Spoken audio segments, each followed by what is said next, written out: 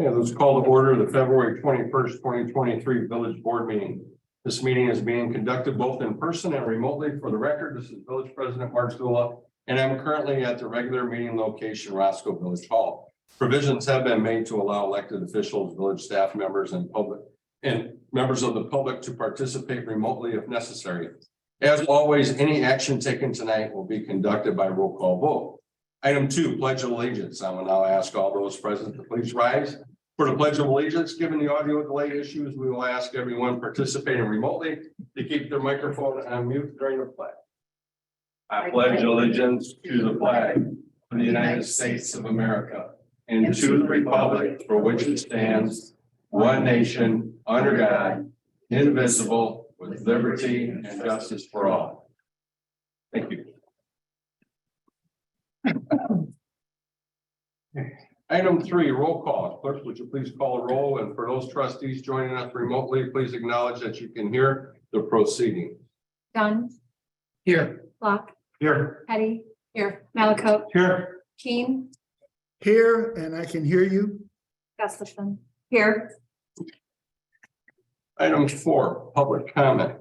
Are there any members of the public that wish to be heard under public comment this evening? If there are any members of the public logged into the meeting this evening that wish to speak, please unmute your phone or microphone, state your name and address, and always limit your comments to 3 minutes. Now, if you are on remotely, if you hit *6, it'll raise your hand, and then Joe Kerlinkus can let you into the meeting. Is there anyone on the floor that would wish to do public comment this evening?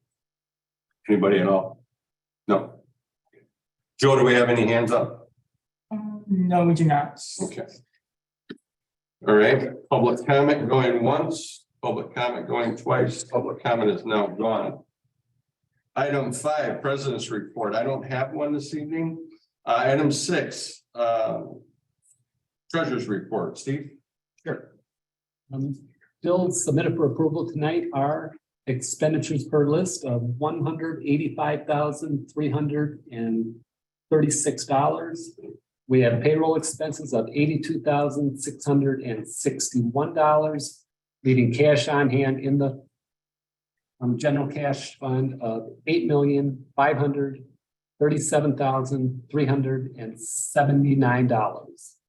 We have motor fuel expenses tonight of $19,913, leaving cash on hand in the motor fuel fund of $1,186,803. Okay, thank you, Steve. Can I have a motion to pay the bills? So moved. First by Justin Black, second by Stacy Malaco. Any discussion? Clerk, call a roll, please. Keen. Yes, Malaco. Yes. Gustafson. With the exception of the dollars to 50 North, please have the record note. I do not approve of that expenditure since this group has not provided us with any information as to its programs, the number of residents it serves. Already approved it because you already signed the bills. Did you So circle I it? will go back and circle it. Circled either. Well, I will go back and circle it. Go ahead. Dunn. Yes. Petty. Yes. Block. Yes. Okay, motion carries. Item 7, consent agenda. There are 3 items listed under consent agenda this evening, which are 7.1 approval of the February 7th, 2023 meeting minutes. 7.2 approval of resolution to purchase a new lift gate from Monroe Truck approved at the January 17th Committee of the Whole. 7.3 approval of purchase of a new water heater and stainless steel fixtures for Leland Park restrooms and concessions. Are there any objections to voting on all these items as the agenda? Okay, hearing no objections, may I have a motion to approve items listed under consent agenda? so moved. First by Anthony Keen, second by Justin Plack. Any discussion? Clerk, call roll, please. Petty. Yes. Block. Yes. Gustafson. Yes, Keen. Yes, Malaco. Yes. Dunn. Yes. Okay, great. Item 8, motion and resolutions, final action. 8.1, approval of Winnebago County Clerk's continued use of Porter Park Cabin as polling place for county elections. Is there a motion to approve? So moved. First by Michael Dunn, second by Justin Platt. Any discussion? Clerk call a roll, please. Gustafson, Yes. Dunn, Yes. Petty, yes, Flock, Yes. Malaco, Yes. Kane. Yes. Okay, motion carries 6-0. Item 9, new business. Item 9.1, approval of resolution 2023-R11, authorizing exterior building improvements at 10595 Main Street for the quoted price of $8,000. This next item involves some new signage for the police department.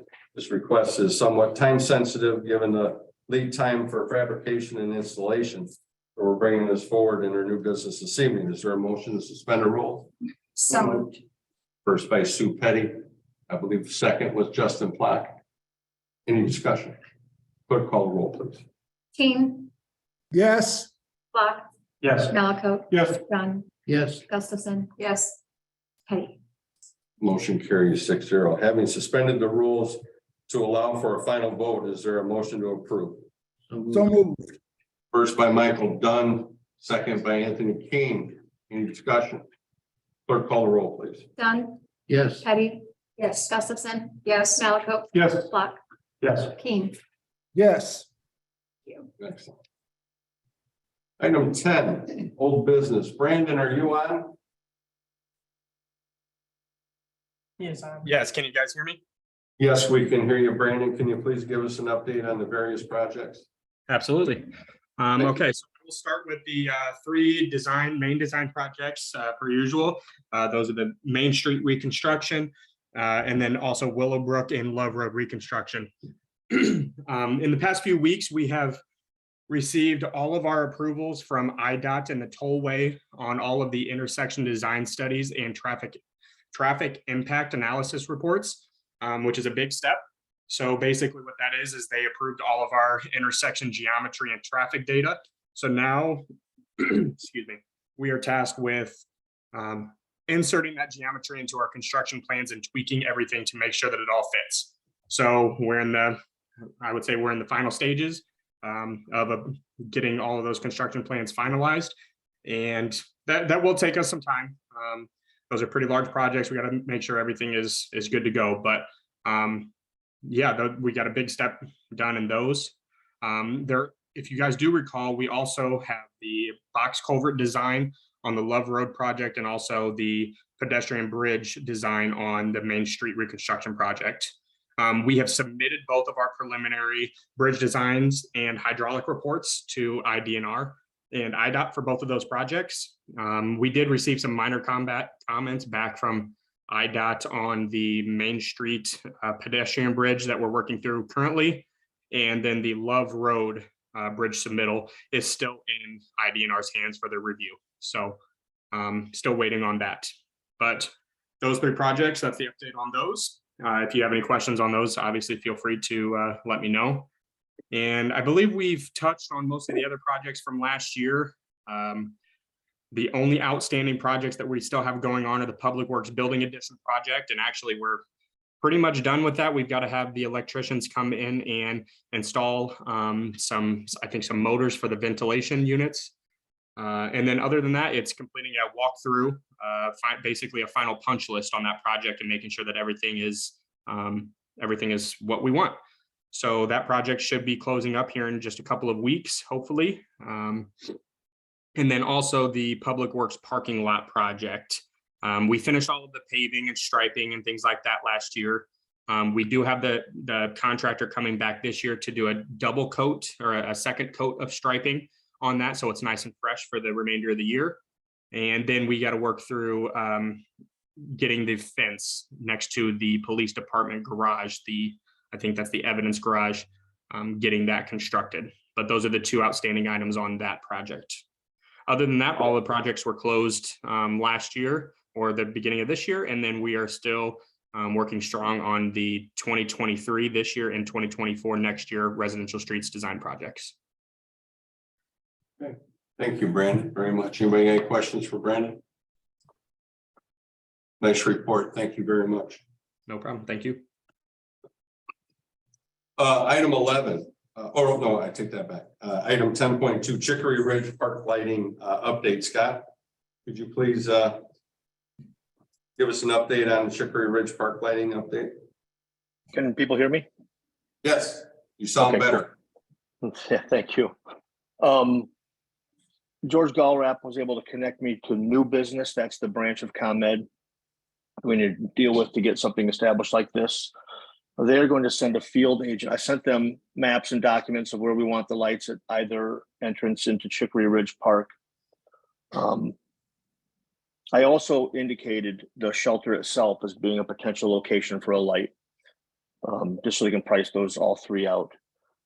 They're sending a field agent out to assess their existing infrastructure and how far of a run it will take. And they committed to that, sending a field agent out within the next 2 weeks, weather permitting. Once the field agent makes their assessments, they'll provide us a range of prices. Well, a price for the power extension. And then I asked them to show us what they have for options for poles and luminaires. I'd like to see what something nicer than just a wood post would cost, but maybe back at the park entrance, that's not quite as critical. So hopefully in 2 to 3 weeks time, we have firm prices and options and we can be looking at a spring installation. Okay, cool. Excellent. Thank you. Item 11, public. Wait, additional old business. Oh, did you have Okay, something? yes, yes, I do. Several weeks ago, President Zula, you read a testimonial for Trustee Keene. Mhm. In your testimonial, you asserted that Mr. Keene remained a resident of the village, even though he had not physically attended a number of board meetings. Conflicting information has come to light at this time. First, on November 10th, 2022, Mr. Keene swore before a notary that his residence was a Chicory Ridge Way house. However, on November 15th, before a Winnebago County judge, Mr. Keene's address is given as Gadsden Avenue, Lancaster, California. Last but not least, on November 21st, you, President Zula, submitted Mr. Keene's election paperwork with the Roscoe address. I'd like to hand this to Attorney Kalinkas. And so I request of Attorney Kalinkas that you first investigate for this board, just where does Mr. Keene reside at this time? And secondly, can Mr. Keene live in California and represent the voters here in Roscoe? I'd like you to report back to us in 2 weeks, answers to those questions with official state laws that are applying or court decisions that apply or any of those types of things. So I hope I you look don't mind me forward. doing it sooner than that, I look forward to that final decision. because I will. I'll get it back to you before. Here, That's you not a can pass problem. those along. Did you want me to Give have everybody something? one. No, Oh, okay. I'm passing out to everyone the court decree that identifies the address. So we have the board needs to be appraised as to what the appropriate action is and what the legal residence is and how we go forward. Thank you. Welcome. Anything else? Or old business? No. Okay, item 11, public comment. Once again, if anyone remaining members of the public either are present or logged in to the meeting this evening wish to speak, please limit your comments to 3 minutes and just reassure everyone that if you're online, hit *6 to raise your hand, and then Joe Kerlinkus can let you in to do public comment. Is there anyone on the floor? Yeah, absolutely, please. And then please state your name, sign in for the record, please.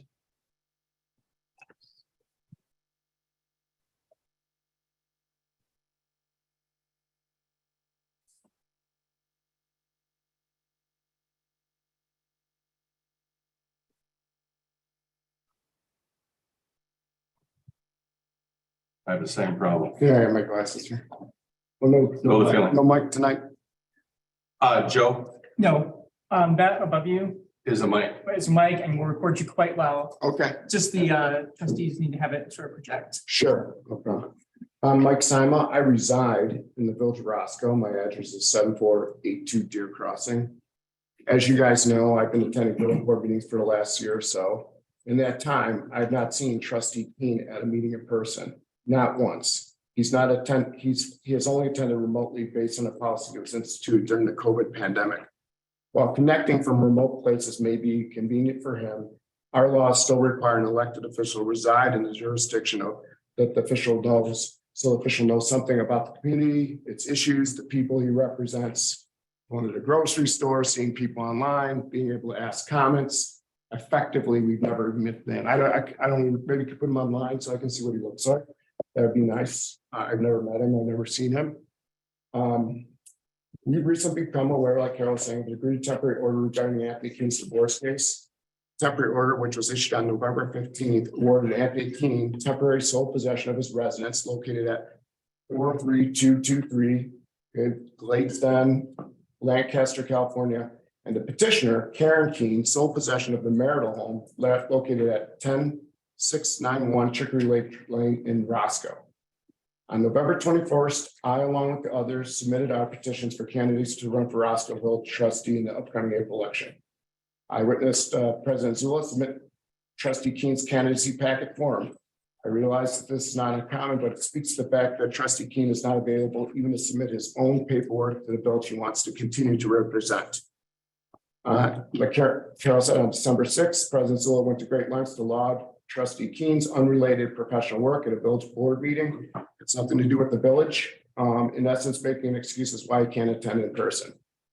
That time should have been devoted to determine if Anthony Keene lives in Roscoe. President Zula questioned trustee Keene's intent to return to Roscoe before submitting his candidacy packet.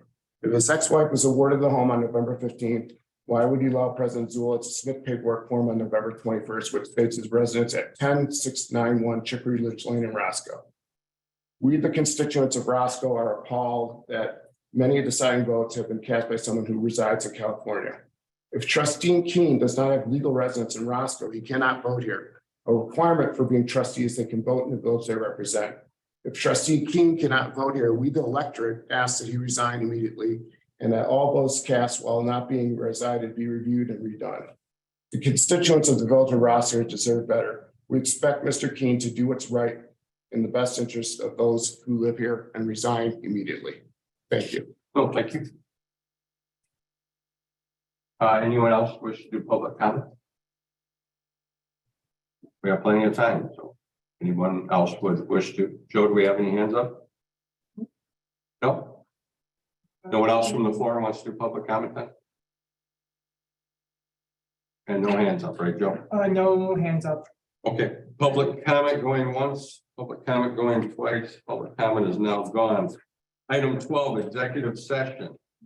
There's no need to go into an executive session this evening. Motion for adjournment.